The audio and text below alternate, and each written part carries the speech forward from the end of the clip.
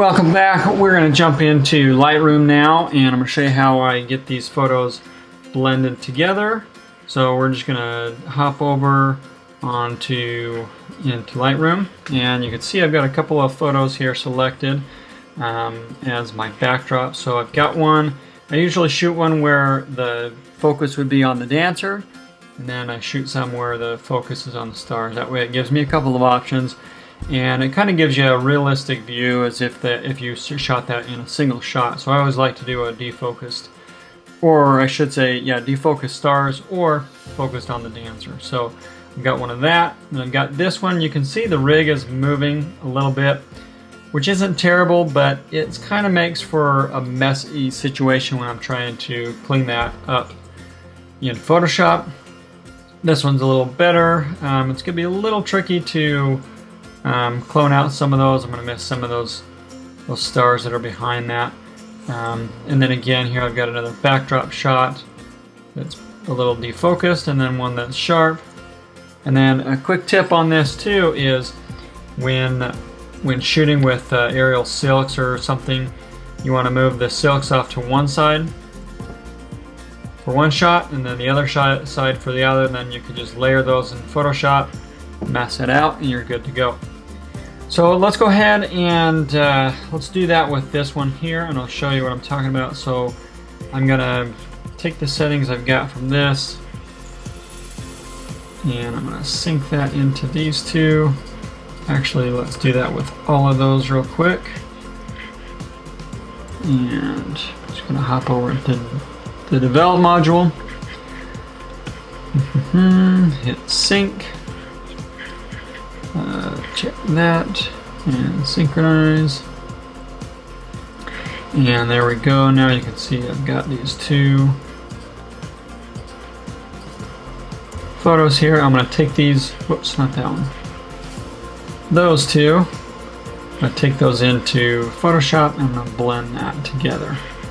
So I'm just going to right click, edit in, and open as layers in Photoshop. I'm shooting with the Sony A7R III, so the files are quite large. My computer is getting up there in age, so it tends to have a tough time with some of these larger photos. Okay, now that I've got those in Photoshop as layers, I'm just going to do a layer mask for the top one. And I'm going to take my brush, hit X to switch it to black, and I'm just going to mask out that little spot right there. Make sure I got it. That looks pretty good. And yeah, I'm happy with that. So now I'm going to mask out or edit out these the poles for this shot. I'm going to take out the poles of the rig. So I'm going to go ahead and take these two layers, and I'm going to merge layers there, and then I'm just going to use my lasso tool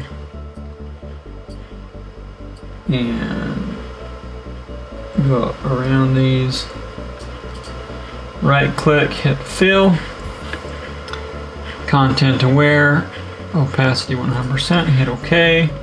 Let's see what that does. Now this doesn't necessarily have to be perfect, because in my other shots, the shots of the dancers, I'm going to have those poles in there. They'll be all lit up, and so they'll actually look a little bit better. There may be some of those shots where I Photoshop those out as well, so it just looks like the dancer is hanging from the sky. So for this one though, we're just going to do all of these, fill. Kind of zip through this here.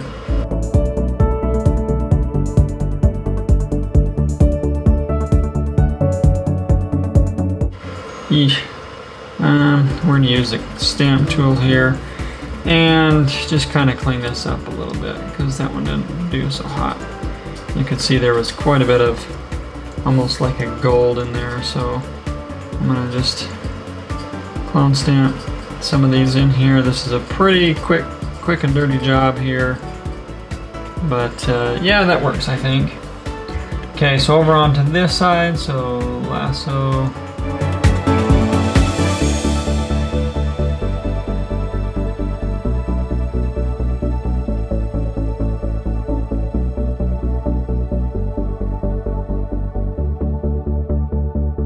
So now we have a nice blank canvas and as our backdrop. So I'm going to hit save there.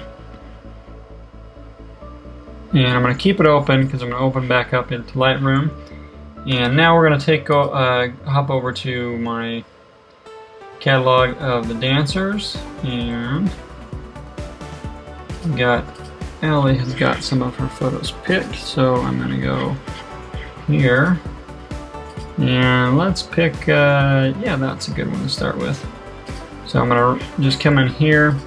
I'm going to right click, edit in, Photoshop.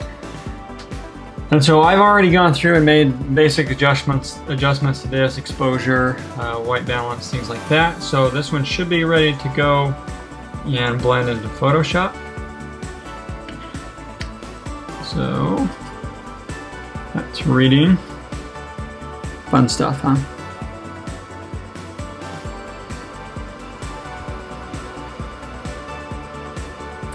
There we go. Okay, so what I'm going to do is I'm going to hop back over to this one.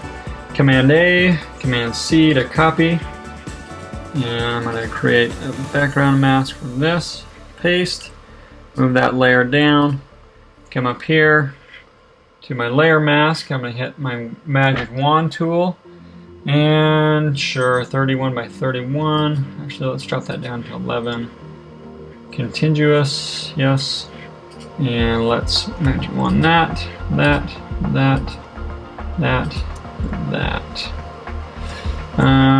That's a little too much. So let's do a 5 by 5. There we go. I was getting a little too much of the rock there, so now I'm gonna go into here and in here, and then I do select a mask, and in here we're going to do 2 pixel. Come on.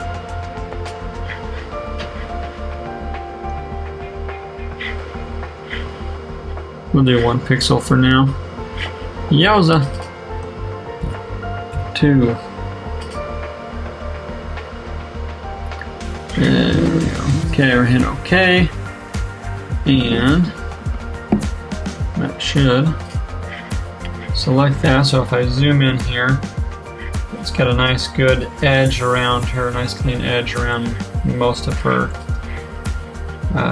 body and silks and things there. So you can see there's some of the stuff that was pretty dark here, and I'll just have to do that stuff manually. So then with that selected, I'm going to use my brush tool, and I'm going to make sure it's set to black here, and X toggles between black and white. And then I'm going to zoom way out, make my brush real large, and change the hardness. And I'm just going to come in and wipe this stuff out real rough like.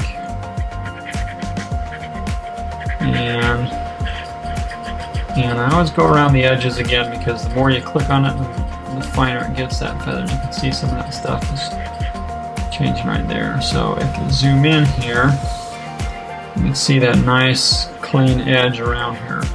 For most of these, see, we're going to have to go around and get some of this stuff cleaned up a little bit more fine, you know, right around the toes and hair and stuff like that. But that's a pretty good starting point. So then I'm just going to hit X and fill this back in where the silks were. And a lot of times this is just kind of trial and error to clean that up. This is a good time to change my hardness back down to about 80 to 90 range.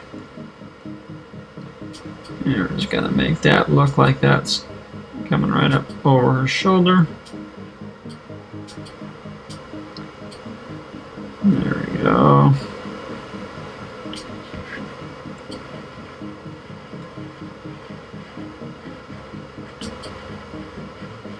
Just kind of clean some of this up.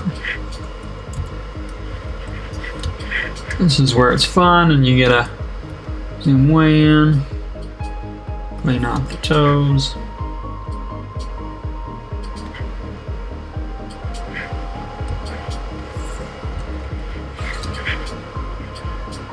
And I'm going to spare you of the rest of that, but you basically just go around all the edges, which can be very tedious, but you can see these are pretty clean edges. This went a little too much on this. I'm going to have to paint this one back in.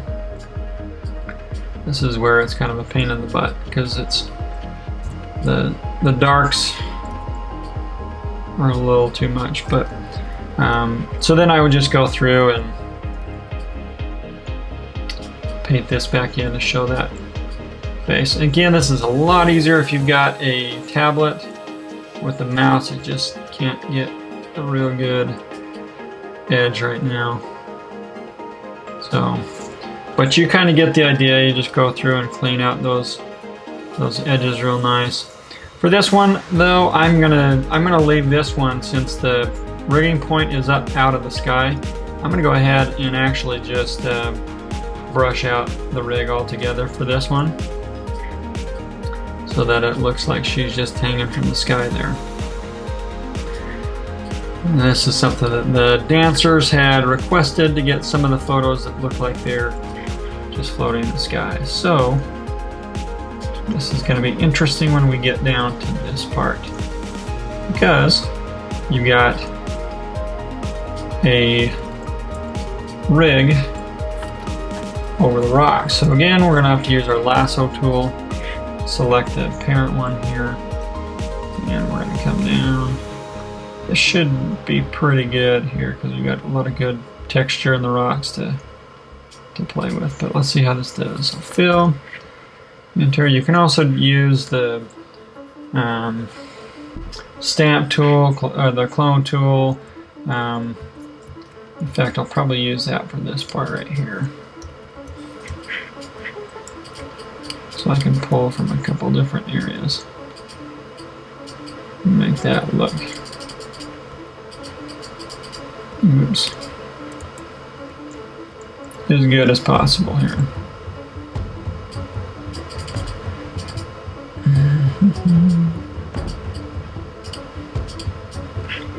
Alright, change my opacity.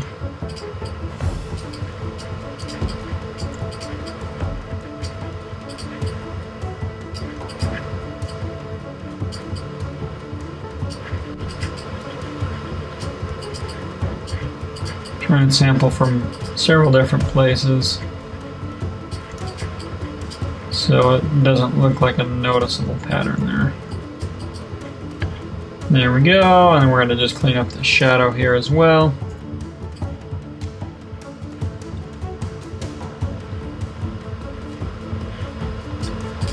Fun stuff. Might be a little bright. Let's darken that up with the brush. A little stamp there. Alright, and then we're going to clean up this strap that's on the bottom. Let's take that. That was probably the straightest line I've ever drawn with the lasso, with a magic mouse. So hit that. See how that does. Yeah, it's not terrible. Clean this up a little bit. Just take this.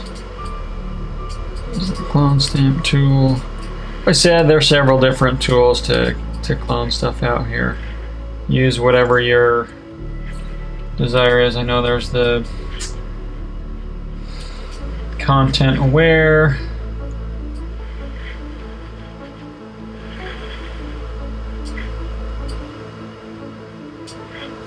No, that's not the one. Lasso. It's the patch. Yeah, there we go.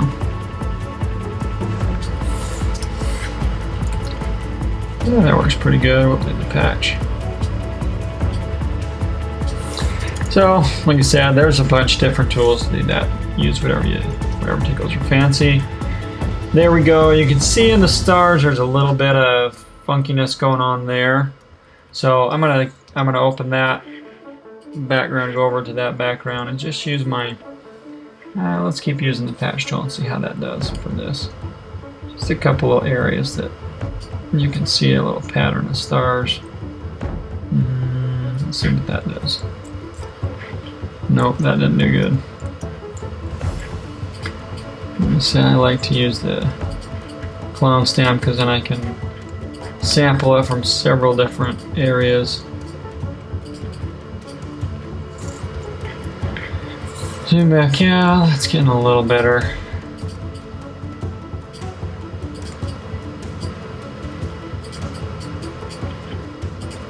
I'll probably have some haters that say, oh, that's not true, that's not how the stars are, but you know what? Oh well. This is my photograph, not yours. If you don't like it, keep on scrolling. Okay, there we go. So now we've got that, I'm gonna hit save, and I'll take it back into Lightroom, and then I usually do some final adjustments to brightness or contrast, things like that. If I need to, if I find that maybe the Milky Way or the overall image is too bright, or whatever, and I'll do some cropping and then publish that out to send to the client. So that's kind of the workflow for editing these photos. What you didn't see is going through all the photos, and I send them out to the client for them to pick their favorites, and then I work on those favorites. So I'm not doing this for every single image that that I took for that night, because obviously that'd be a lot of work for images that they may not want to use or want to pick. So there you go. I hope you guys enjoyed this video. I hope you enjoyed the whole behind the scenes video of how I set up the shoot, how I scout for a location, how I set up the lights, all that stuff. If you enjoyed it, feel free to ask any questions. If you've got them, please give it a like, subscribe, comment. I'll do all the things, and we'll see you guys in the next video. Thanks, bye.